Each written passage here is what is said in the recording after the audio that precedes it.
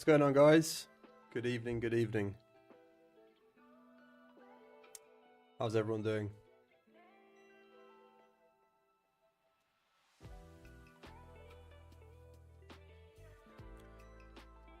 Okay, so we're just going to set things up.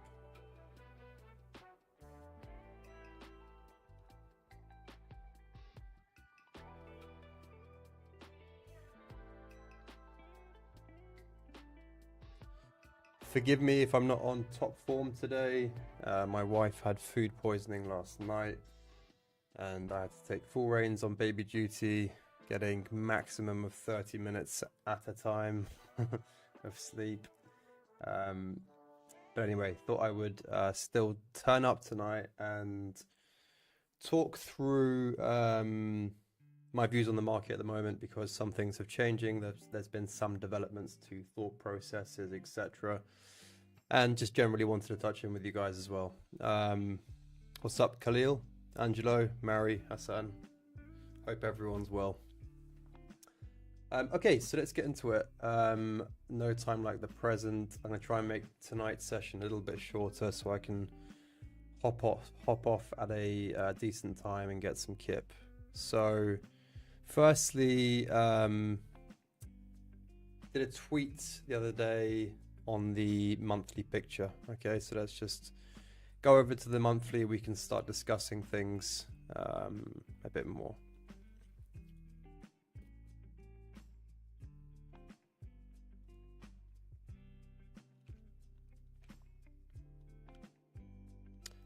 So last stream I was talking about this this structure here. Okay, so this divergence here on the monthly across the bodies, and the potential here.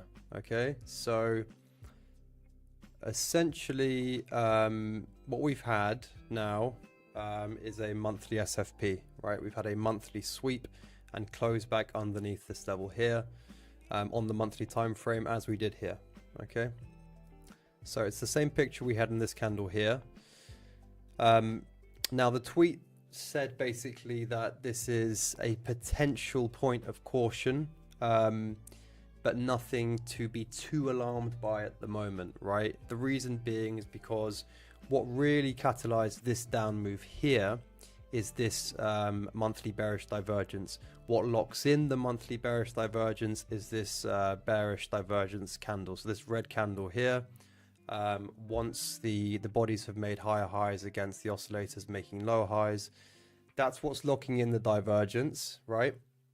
So the sweep, fine, but what we can often have with these quote unquote sweeps is we have this stop hunt SFP pattern that prints wick above, close below, only to see price do this and just run higher. And when you're looking at price in hindsight, you will literally not even be able to spot this as an SFP, right? It just won't look like it. If this candle goes up here, closes full body, goes green, and then we just start climbing higher, you won't be able to distinguish this as an SFP. Whereas if you then went back in the replay tool to where we are at today, then it looks much more distinct and distinguished, right? So essentially, this is like a warning shot so far, but nothing concrete or particularly actionable in terms of opening fresh positions anyway, because it isn't as strong a signal as the monthly divergence. Basically, what I'm saying is tread with caution, but don't take this SFP for gospel. The real weight lies in next month's close. Okay, so basically, if the next month closes red, then we have much more, well, then bulls have much more to be concerned about. I wouldn't really put myself in that bracket anymore, because I closed up all of my long positions in the last, we covered them in the last stream. It was 2 weeks of trading that net me 45R. Some of my best trading performance to date. That was so the reason I closed those positions, right? I'll run through my thought process a bit deeper. The reason I closed those positions is because of the weekly SFP, okay? So basically the way that I see my trimming and closing of exposure on the long side of the markets in a 3-stage process, okay? So stage 1, very, very initial warning shots, okay? Stage 1 is the weekly SFP here. It's the weakest signal, right? So this is a weaker signal than the monthly SFP and a far weaker signal than the monthly divergence. Of course, it's only a potential divergence at the moment, but if it locks in, then it's a far weaker signal, of course, than a monthly divergence. What I did on this stage 1 signal was close off all of my trades, which I was up enormously on. So was looking for very little confluence, very little reason to get out of those positions, and this weekly is more than good enough to serve that purpose. So closed up the last batch of trades. If you're not familiar with the trades I'm talking about, then refer to the last live stream. I run through them all in detail. Stage 2 is where we're at the moment, right? So stage 2 is this monthly sweep here. The action that took place off the back of this stage 2 signal was the closing off of my position trades on XRP and TRX. Okay, so a few weeks ago I was talking about how I established positions based off this here. Okay, so at the time the chart looked like this or something, and we had no particularly bearish signals on the higher time frames across BTC to counter this logic and rationale. Okay, same across TRX. Again, exactly the same thing, exact resets to the weekly, and happy to scale into positions here. So I established 2 position trades. If you guys have been following my trade processes closely, you'll know about these trades. I spoke about them very bullishly. I was very open about how bullish I was on the higher time frames across these markets. They are some of, if not the strongest markets on the higher time frames, and they had exact weekly resets, which is a very, very strong signal in continuation markets.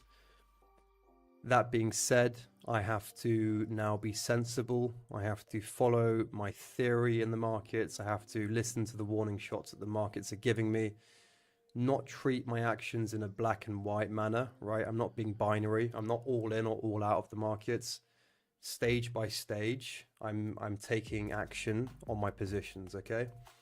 So, as I said, stage 1 was the weekly SFP, and closing off all of my open lower time frame based leverage positions.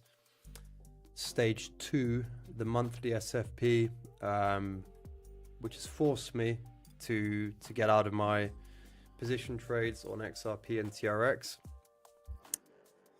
Not a very nice thing to do. I wanted to hold them for much longer. I had great size on those positions. I managed to pretty much come out at minus 0.1, minus 0.2 across both of them. Was up on TRX, was down on XRP. An average of minus 0.2. But anyway, really wanted those to be big runners for the next few months. But I said to myself, I tackle this area with a 3-stage exit process. Stage 1, weekly SFP. Stage 2, monthly SFP. Now, if we get, I'm not saying we will, but if we do get the stage 3, this month's candle closes red, then that's a signal for me to go flat, definitely across leverage if I am in any longs. But furthermore, close my spot positions as well, which is pretty much just hyperliquid at the moment. 3 or 4 streams ago, I talked about my spot position entry on hype around the 19s. So I'll close that bag at the end of the month if this month closes red.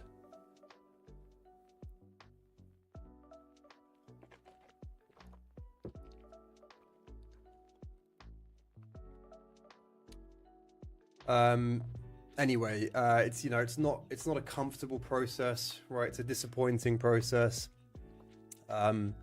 Obviously would love to get lost in a state of reverie and wrapped up in notions of dreams about these positions running for much longer, which is all, it's all emotional baggage and weight that's attached to these trades. And just trying to operate as mechanically, as systematically, and trusting my thought process as possible. Simply because, being candid, on the higher time frames, I'm very, very often right. But my issue in the past has been following that thought process, and I often let my emotions get in the way, marrying positions, marrying trades. I recently did a video on trading psychology and spoke about disposition tendencies, cognitive biases, for instance,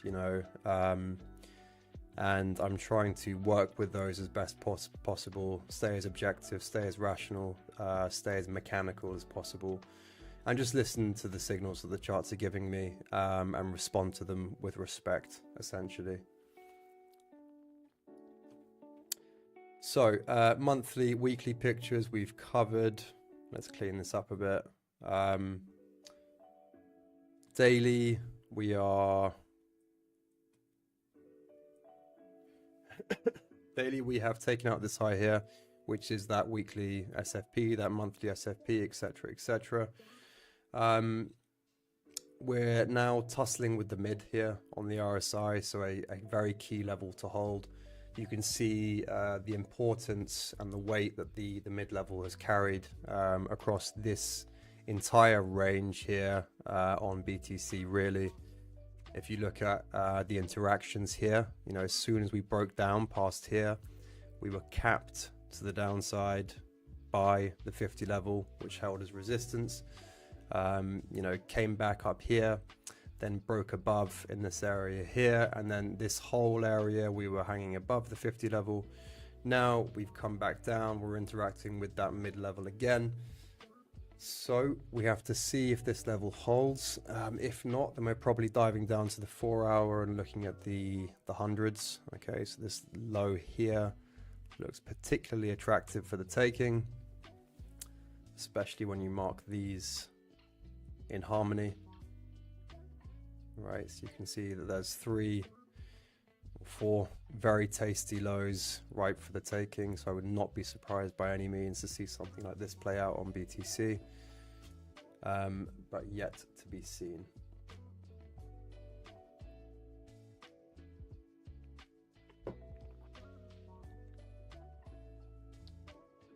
Right, ETH. Let's go over to the ETH chart here.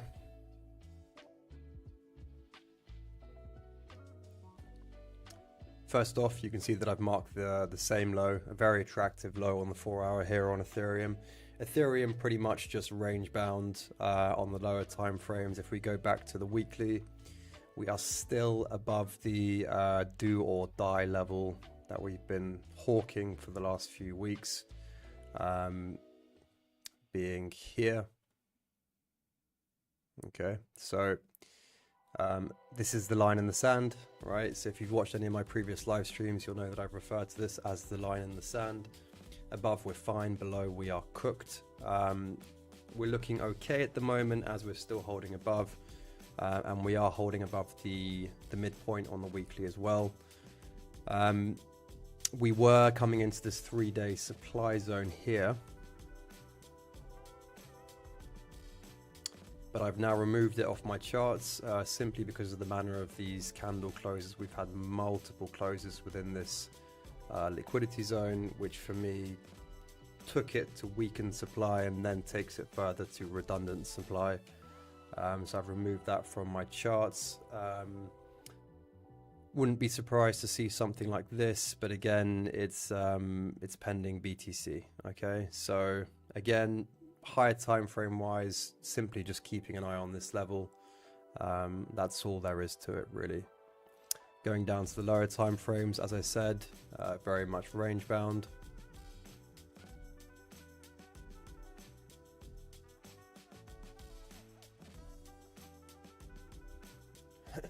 And that's pretty much it, guys. All right. We took out this high here. Was not a very opportune long position because the consolidation took place here prior to the breakout, as opposed to taking place here. It should have done so a bit higher to be technical consolidation prior to the breakout upwards. We also had a cluster of positive delta that formed as we did so. So if I put it across here, you can see that the takeout of the highs here occurred with 2 blue bars of positive delta, okay, which is indicative of market buying occurring into limit asks. Okay, so limit asks were suppressing this breakout here, suppressing the market buying impetus, and you can see the subsequent results as we get sent lower. Now I want to just talk about the delta dynamics a little bit across both ETH and BTC. They are slightly worrying from a bull's point of view. Reason being is because we are putting in a good bit of negative delta within this region, and it's not having too much effect on price. Okay, so you can see here like a bit of positive delta, nothing crazy, right? It's not up here by any means.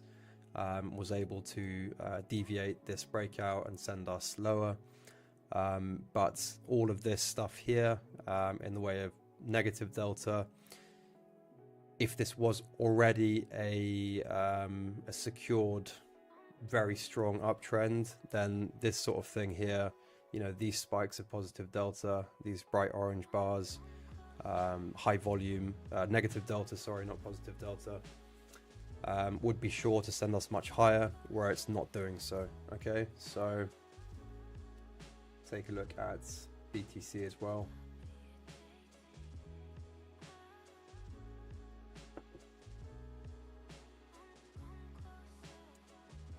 Again, you can see the play out, right? So we're getting these spikes of positive delta here at the highs, sending us lower. Again, price comes back up, a bit of positive delta sends us lower, whereby the negative delta really isn't having too much effect in this region. So these are subtle clues and signs to listen to in terms of the strength and direction of ETH and BTC. Again, sort of weaving into the thought process to the stage 1, stage 2, and stage 3 sort of exit processes that are going on in my head. Yeah, you know, essentially very happy with the performance as well, and I've spoken about it either in the last live stream or in my private group. You know, normally harping on about process over profits.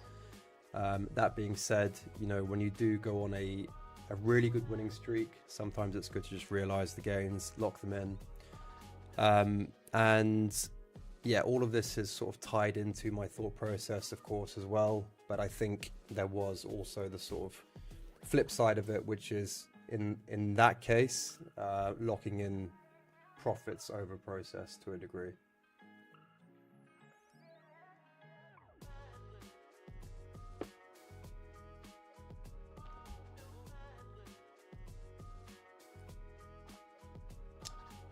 Okay, let's move over to Sol quickly.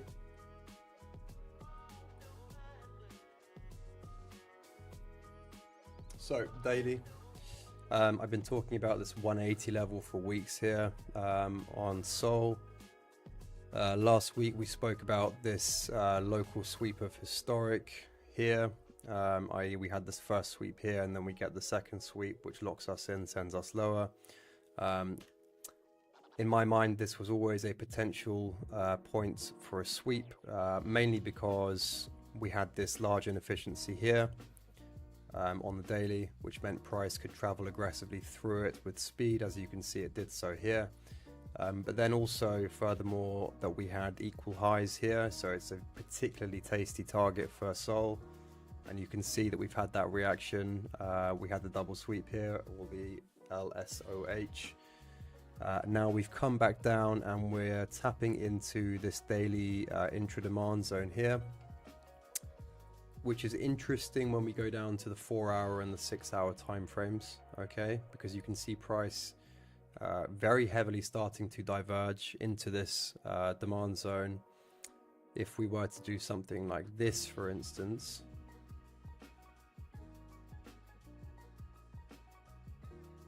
then that would be a very, very clean divergence, okay, into the higher time frame demand zone, right? So you're now weaving together different time frames and different signals using the daily demand zone, and then 4-hour, very, very strong signal across the awesome oscillator, unconfirmed at the moment on the RSI. If you look at the 6-hour again, it's the same sort of thing, right? We could have something like this play out. Could be a very, very clean divergence, okay? That being said, everything is lynching on BTC, so if we even if we come down and take the hundreds out, right, if we come out to take these triple lows underneath us, then the Solana 4-hour 6-hour div, I'm going to guess, is probably even validated at that point. What we'd have to see is probably some lackluster price action across BTC, still hold that midpoint on the RSI perhaps, and use this as the reversal point, and that sort of stalling on BTC allows Sol to come down a little bit deeper into this demand zone, confirm the divergences, and then push up from there.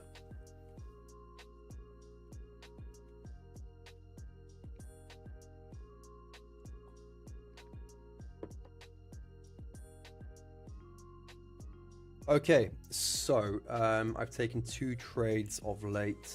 I'll run through those. The first was FARTCOIN, which was a losing position. Okay, so essentially what happened was I was scanning the 30-minute on my weekly strength watch list, which I now believe is 16 markets. I expanded this watch list with my private sessions with my group. In the last private session, took it from 10 markets to 18. I've taken 2 off now because they've showed weakness of late. So now we're hovering around 16 markets, including BTC. FARTCOIN, of course, is one of these markets. And as I've said over recent streams, I'm happy to dive down to the 30-minute, 15-minute even for execution, to play into the strongest markets, right, and still generate a good handful of trade opportunities. Now, what happened was looking at FARTCOIN, had alerts set at this low. Very, reasonable and attractive, independent, isolated low to use for a sort of trade thesis in terms of taking it for a sweep or deviation play. Saw price come down and start diverging. Okay, so if you see here, we have this divergence here. I'll just replay to where I took the trade. So this was the picture I was looking at here. Double divergence across the RSI and the awesome oscillator. Again, a lower time frame LSOH because you've got this local sweep of a historic sweep here. So you've got that double sweep in play. Probably lured in a bit by this bullish green pin bar candle as well. I've spoken about it before. On alts, I tend to use candle structure in my thought process a little bit more than BTC and ETH because we don't have very good quality aggregated delta information across alts. So I tend to take all the data I can within the sort of trade formula. And this green pin bar would have taken, would have basically played into that a little bit as well. Then, as you can see, what happens is we start coming down here. I think I've probably still got the position here. At this point, I should have cut the position, but I didn't because I then started looking at this here on the hourly time frame and this here. Okay, so now I'm going, okay, cool. Well, I'm in this position already based off the 30-minute. But we may now have this pretty clean hourly structure across the RSI, now getting very strong signals across the Awesome Oscillator. Now, I can't tell you how many times within my trading career this has completely fucked me. It's a massive trap when trading divergences, because essentially I could have got out of this position at a, you know, maybe minus 0.3 or something. Instead, I took the full 1 hour hit. Which, don't get me wrong, is no big deal, because I've just collected, you know, 45R in 2 weeks. So it's a scratch off the top of that. But even still, in terms of optimizing performance, I let myself sort of drift into the narratives of, okay, cool, well, the hourly might save me, okay? Which is a dangerous thought process, and it's happened to me multiple times across my career. You know, take an hourly divergence, start getting underwater, but then look at the 4 hour, and the 4 hour has a divergence, which then, you know, again, you're basically, you just keep moving the goalpost, essentially, and yeah, it's a negative sort of move and thought process that I need to iron out of my trading for sure.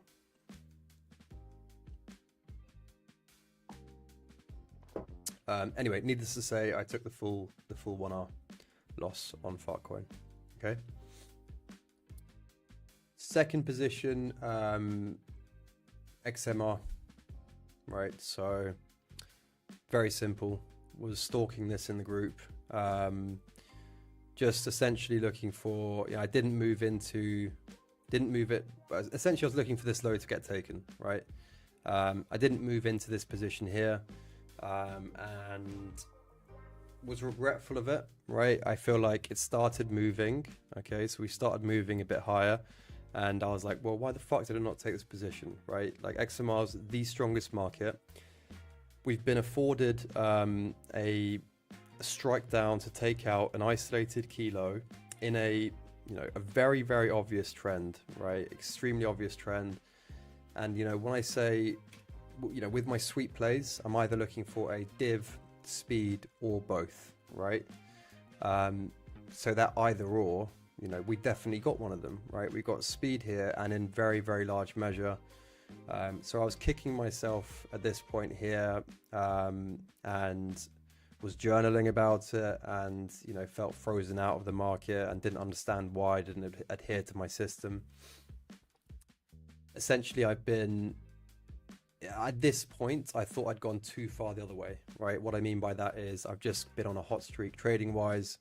And as a result, I don't want to just be jumping into positions willy-nilly. I want to keep that stringency, keep that discipline, because a massive issue of mine of the past has been that I go on a hot streak, I nail some good trades, and then without even realizing or being cognizant of it, get arrogant, get confident, get over cocky with the markets.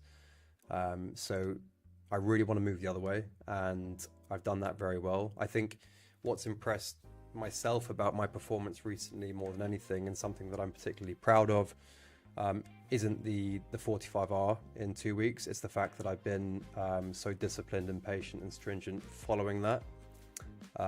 Which has probably been the first time I've gone on such a streak and then not traded for a good period afterwards. That being said, I feel like I, you know, obviously missed this, got frozen out, but then said to myself, okay, cool. Well, you know, the odds of this Ving here and going just like full straight, taking it out on V, are very slim. Historically speaking, this rarely happens, and I'm very aware of that by having many years skin in the game. You know, I used to always take these first stabs just based off speed and without having the right context in hand, right? So it wouldn't even be a raging upwards market. It would be something like this, okay? And I would just take that position based off little confluence, using simply speed, a fast move, and a sweep to enter into the markets without having the higher time frame context of the trend supporting my idea. Obviously, that didn't go very well for me for a long time. But yeah, you know, these markets, they very rarely V. I said to myself, okay, it could V from here because it is Monero, and it's been on an absolute tear of late.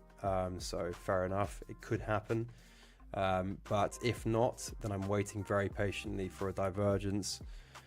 And wait patiently I did. It took multiple days for us to get this. This candle here, the 4-hour divergence candle, confirmation candle, this green candle here, occurred when I was asleep.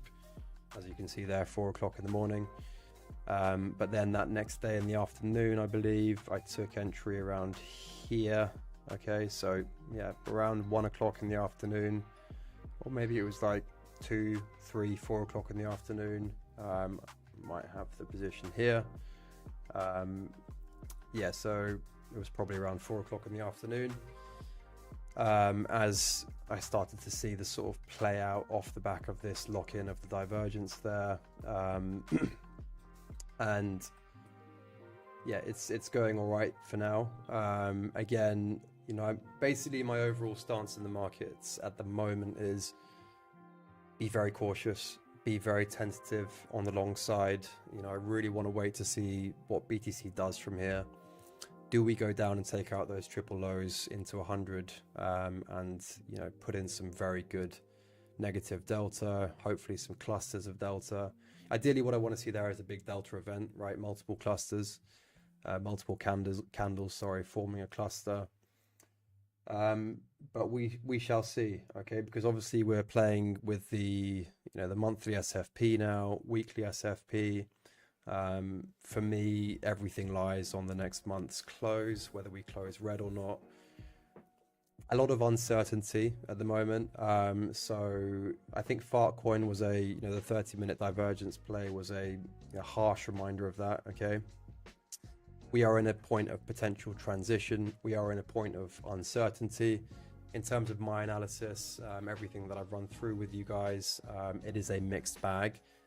There are definitely warning signs, right? And although we are looking to play into the long side, as that's the overarching higher time frame trend and narrative in the market, we also have, you know, warning signs that we have to be cognizant of. So trying to scale back a bit now. I don't want to start giving back all of my recent earnings and gains in the market.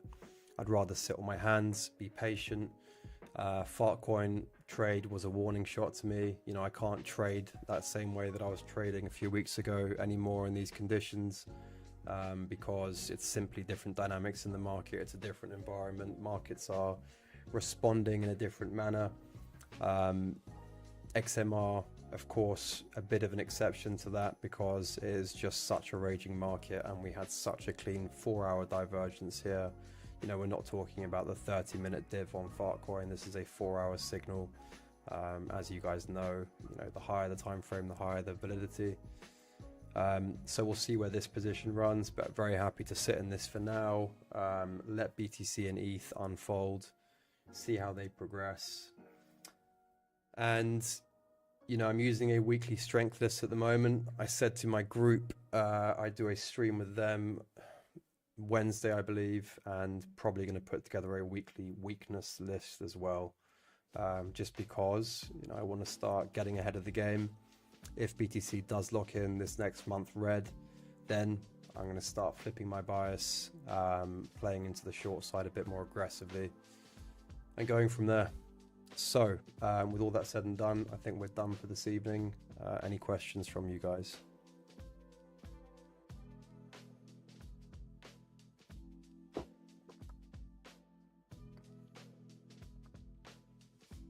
Appreciate that, Red Rose. The divs just keep on divving. Yeah, I know the feeling.